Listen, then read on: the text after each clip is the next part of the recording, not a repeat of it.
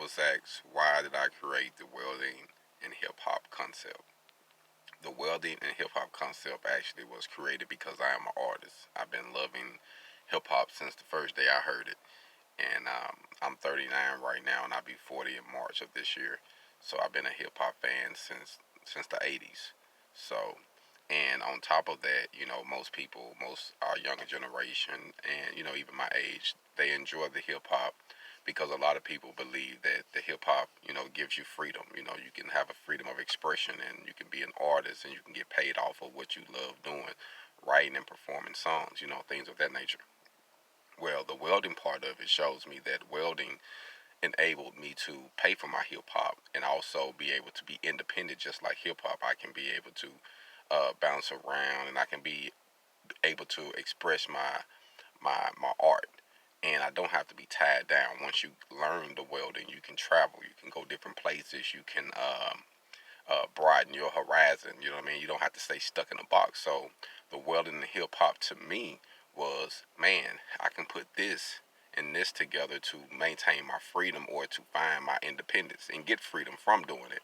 And also, it was also a situation where I can lead by example. I wanted to show how I use my welding skills and the knowledge I have of hip hop and how to combine the two and how to promote one with the other.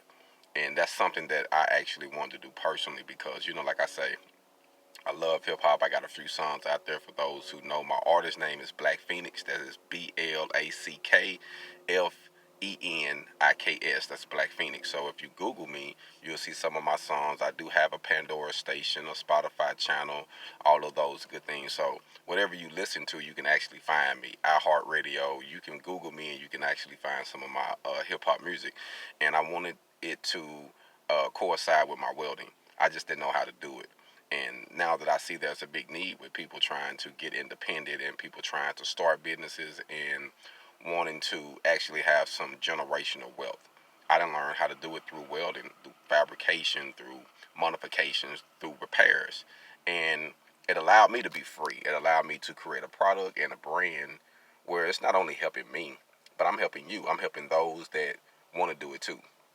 And I didn't want to switch my image up. I didn't want to change anything because I want someone that's from where I'm from to see someone like them can do it. Someone that looks like they're from the gutter. Someone that's got a couple strikes on their back because they've been to prison.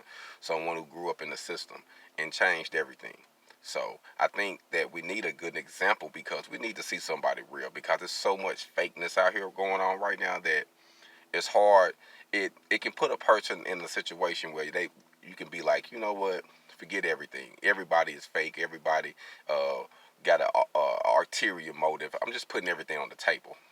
This is what it is. You know what I mean? So I feel like we have to stop looking for handouts and start investing in our own independence, in our own way to be free and to be financially stable. And I wanted to do that with welding and hip hop. So the concept behind it was to show my independence, start a business, and then lead by example. Because there's a lot of people out there from all different nationalities that enjoy hip hop and enjoy physical trades or enjoy something that can make them more money than what they're doing. I know many people like, hey man, if I can make that money, forget doing what I'm doing. They got more freedom in welding. There's more freedom in creating things. And then I'm a creator. I consider myself as a true artist. I like to invent things. I like to make things. I like to duplicate things. So, all of that, the welding gave me an opportunity to do that. And then I created my hashtag, Imagine Your Container. And I do many container modifications. And I like to build them, make bars, studios, whatever. And doing that helps me help the entrepreneur, helps me help the person that got the vision to, like, you know what, I want to think outside the box. I actually want to own my business without someone controlling me. Well, I'm able to create that. I'm able to create them a business where it can be mobile. They can take it and put it in different spots. And that's what I'm doing with my container modifications and construction because I'm doing something that can actually help you and myself. You know what I'm saying? But most definitely, I'm going to help you. And it gives me also the opportunity to live to be remembered because that's one of my goals as an individual is to live to be remembered and show my kids that no matter what you went through, where you come from, you can do it. You know what I mean? Especially coming from where we come from, being African Americans, me being raised in Southeast Arkansas, being born in Little Rock, Arkansas, I learned a lot.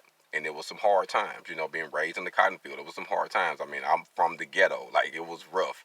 The hood is one thing, the ghetto is another. You know what I mean? I've been in both of them. You know what I'm saying? And I wanted to use where I came from as an example.